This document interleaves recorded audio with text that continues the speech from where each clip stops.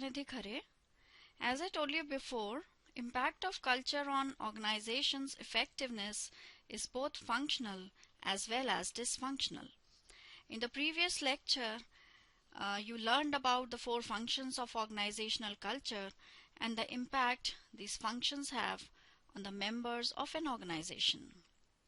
These four functions that I explained were giving identity, defining the limits, generating commitment, following rules and standards. Now coming to the dysfunctions of organizational culture. As I told you, impact of culture on organizations' effectiveness is both functional as well as dysfunctional. Culture can prove to be a liability to the organization. Also, as explained in this slide, as you can see, these are the barriers to organizational culture. Coming to the first one, barrier to change. Consistency of employee behavior is an asset to the organization when it has a stable environment. When the organization is dynamic, it will prove to be a liability as the employees will try to resist changes in the environment. Companies such as IBM, Xerox, and General Motors have very strong cultures which worked well for them in past. But these strong cultures only become barriers to change when business environment changes. Therefore, organizations which have strong cultures which proved successful in the past can lead to failure in future when these cultures do not match with the changing environmental needs.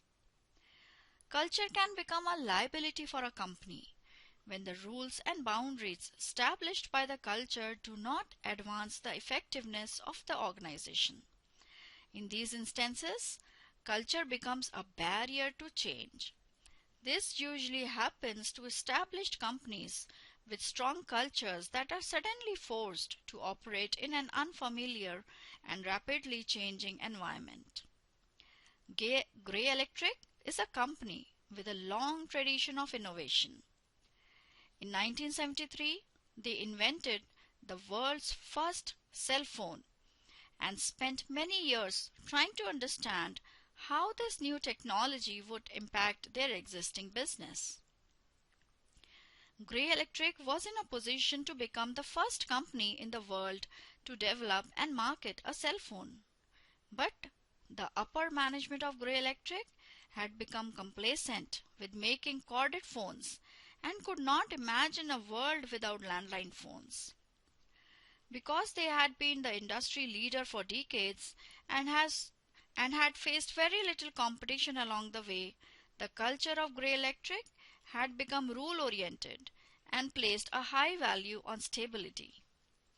Upper management decided that producing cell phones would only hurt their landline phone sales and quickly abandoned their cell phone endeavor. In 1987, they realized what a bad mistake they had made. Sales of their landline phones were decreasing drastically every year, and Grey Electric was losing money and cutting jobs in all departments.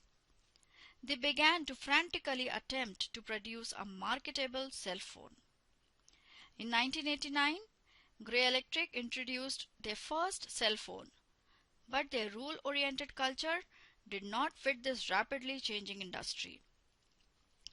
And their product development process took much longer than the other cell phone manufacturers. By the time their first cell phone was introduced, it was 2 or 3 generations behind the competition.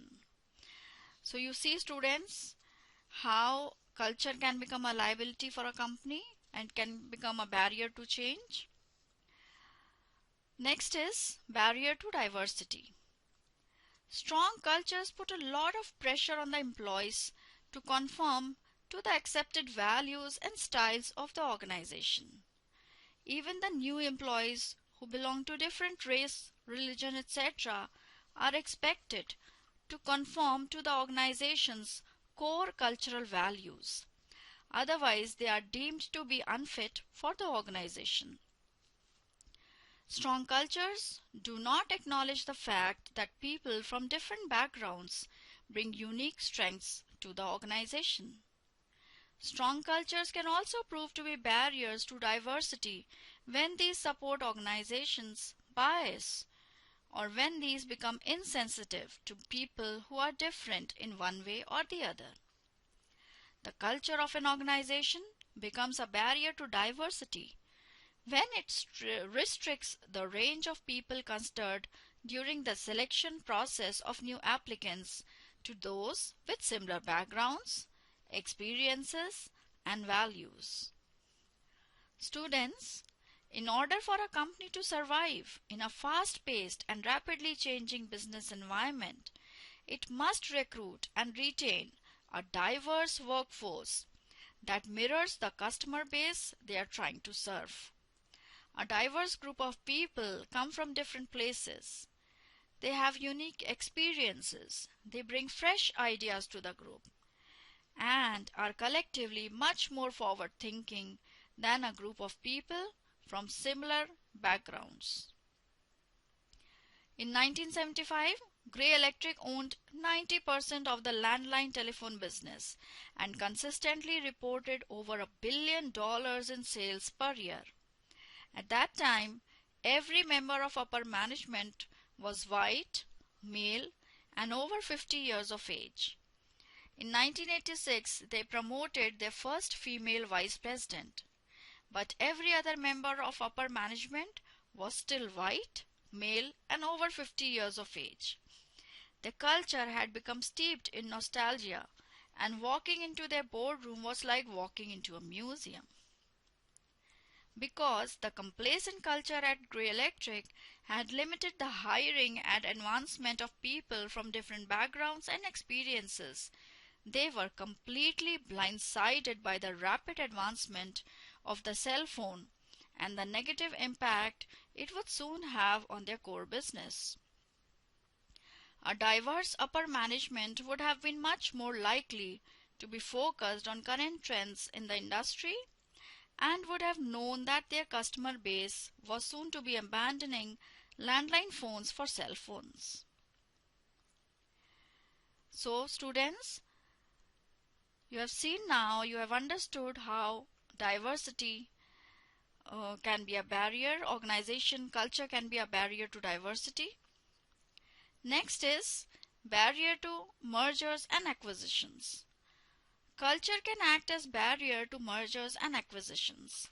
Historically, financial matters and product synergy alone were considered to decide which company should acquire which company or which unit should merge with which firm. But in the recent years, there has been a change in the trend. Cultural compatibility has become a primary concern while deciding about acquisitions and mergers. Favorable financial statement or product line are, of course, the initial attractions at the time of acquisitions. But another important factor to be considered is how well the cultures of the two organizations match with each other. So students, culture can act as barrier to mergers and acquisitions. Last barrier is institutionalization. Organizational culture is a system of shared assumptions, values, beliefs which govern how people behave in organizations. Institutionalization occurs when the culture of an organization becomes so well established that it is understood by people inside and outside of the organization. Companies that become institutions take on a life of their own apart from the members of the organization. Grey Electric is an American telephone manufacturer that has been making landline phones since the early 1900s, as I have told before. Grey Electric did not become well known to the American consumer until the early 1950s, when they introduced their 500 series phone. This product became well known among consumers for its innovative features and durability and was referred to as the black brick because it was thought to be nearly indestructible. Because of the long history of making a quality product that was found in almost every American home and business, Gray Electric became an American institution known by people inside and outside the organization for making durable and well-designed phones. So in today's lecture, students, you learned how the culture of an organization can become a liability by acting as a barrier to change, by acting as a barrier to diversity, or a barrier to a merger or acquisition or institutionalization with another organization. Thank you.